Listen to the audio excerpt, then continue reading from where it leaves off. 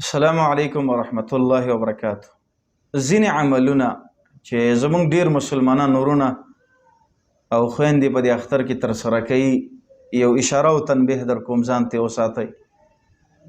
ډیر کرت زمونږ استاد سي د اختر د خوشحالو اختر دی او مومن مسلمان له پکار دي چې هغه خوشحالي د الله په بندګۍ باندې شروع کی. زمونږ د خوشحالي ورځ د تاسو فکر وکړئ، د اختر ورځ الله پاک راته پکې یو مونږ زیات کړی دی چې دا بندګي مو سره وکړئ، قرباني او صدقه دا پکې هم وکړئ. ډیرونه د دې اختر ابتدا هغه په ګیره خرولو باندې یا په یو بل منکر باندې کوي، د دې نه ځان وساتئ.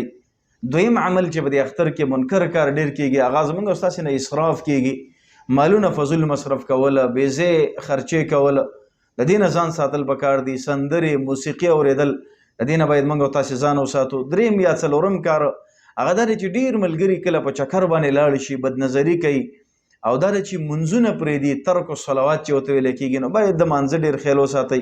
د اختر د الله په بندګۍ او د الله په طاعت کې تیر کړئ، الله رب العالمین به درته پې اجر درکړي. ځکه زموږ او ستاسې خوشحالي هغه دا ده چې موږ د الله عبادت وکړو، الله رانه راضي شي او په دې باندې جنت ته لاړ شو. السلام علیکم ورحمت الله.